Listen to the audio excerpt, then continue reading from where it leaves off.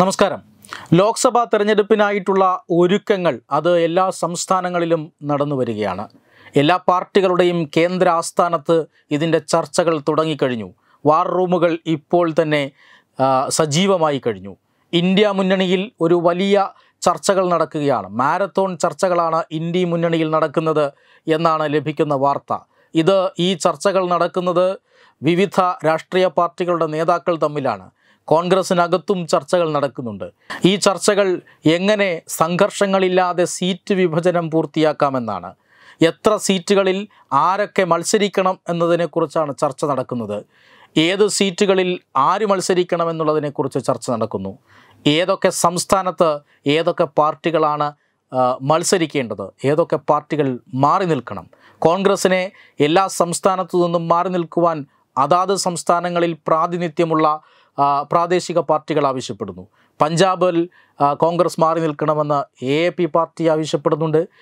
ഉത്തർപ്രദേശിൽ കോൺഗ്രസ് മാറി നിൽക്കണമെന്ന് സമാജ്വാദി പാർട്ടി ആവശ്യപ്പെടുന്നുണ്ട്. ഇങ്ങനെ ഇന്ത്യ മുന്നണിക്കകത്ത് നടക്കുന്നത് ഇത്തരത്തിലുള്ള ചർച്ചകളാണ്. മറുപുറത്ത് NDA മുന്നണിയിലും വലിയ ചർച്ചകൾ നടക്കുന്നുണ്ട്. അവിടുത്തെ ചർച്ചകൾ ഈ രീതിയിലല്ല. അതായത് അടുത്ത ലോക്സഭാ തെരഞ്ഞെടുപ്പിൽ BJP എത്ര സീറ്റ് നേടും എന്നുള്ളത് സംബന്ധിച്ച ചർച്ചകളാണ്. 350 സീറ്റാണ് ഇപ്പോൾ പ്രധാനമന്ത്രി നരേന്ദ്രമോദി തൻ്റെ പ്രവർത്തകർക്ക് നൽകിയിരിക്കുന്ന ലക്ഷ്യം.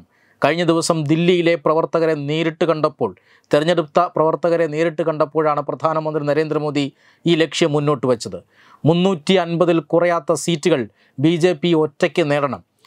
ദേശീയ ജനാധിപത്യ സഖ്യം 400+ എന്ന നിലയിലായിരിക്കണം. ഇതാണ് BJP മുന്നോട്ട് വയ്ക്കുന്ന ലക്ഷ്യം.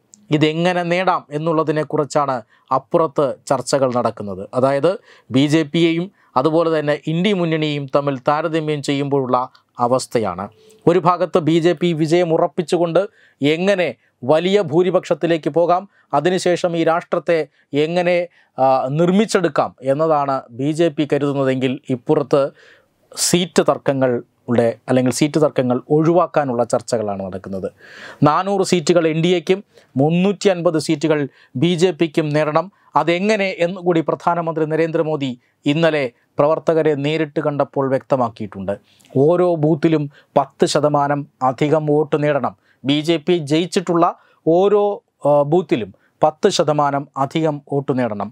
രണ്ടാമത്തേത് 160 മണ്ഡലങ്ങൾ BJPക്ക് ഇതുവരെ സ്വാധീനം ഉറപ്പിക്കാൻ കഴിയാത്ത മണ്ഡലങ്ങളിൽ കേന്ദ്ര നേതൃത്വത്തിൻ്റെ തീവ്രമായ ശ്രദ്ധ പതിയാൻ പോവുകയാണ്.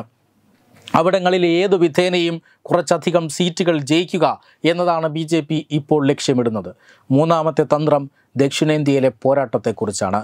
ദക്ഷിണേന്ത്യയിൽ ഒരുപക്ഷെ തെലങ്കാനയിൽ നിന്ന് നരേന്ദ്രമോദി മത്സരിച്ചേക്കും. നരേന്ദ്രമോദിയുടെ പ്രഭാവം കൊണ്ടൊരു പക്ഷേ 10-ലധികം സീറ്റുകൾ തെലങ്കാനയിൽ നിന്ന് വിജയിച്ചാൽ കർണാടകയിൽ BJP തൂത്തുവാരുമെന്ന കാര്യത്തിൽ തർക്കമൊന്നുമില്ല. ഇത് രണ്ടും കൃത്യമായി പാലിക്കപ്പെട്ടാൽ തമിഴ്നാട്ടിലും ആന്ധ്രാപ്രദേശിലും കേരളത്തിലും ചെറിയ മുന്നേറ്റങ്ങൾ നടത്തിയാൽ പോലും BJP ദക്ഷിണേന്ത്യയിലെ അവഗണിക്കാനാകാത്ത ശക്തിയായി മാറും. BJP ദക്ഷിണേന്ത്യയിലെ ഏറ്റവും വലിയ ശക്തിയായി മാറും. ഇനി ഒരിക്കലും ഒരു വിഘടനവാദിക്കും ദക്ഷിണേന്ത്യയെന്നും ഉത്തരേന്ത്യയെന്നും ഈ രാജ്യത്തെ രണ്ടായി പിരിക്കാനാകില്ല. ഇങ്ങനെ വിവിധ ലക്ഷ്യങ്ങളോടുകൂടി 2024-ൽ റെക്കോർഡ് നേട്ടം കൊയ്യാനായി തയ്യാറെടുക്കുകയാണ് BJP. ഈ പ്രവർത്തനങ്ങൾക്കൊക്കെയും നേരിട്ട് നേതൃത്വം നൽകുന്നത് പ്രധാനമന്ത്രി നരേന്ദ്രമോദിയും. വെബ് ഡെസ്ക് തത്തുമൈ news. By Diganta resort, Ahmedabad, Gujarat.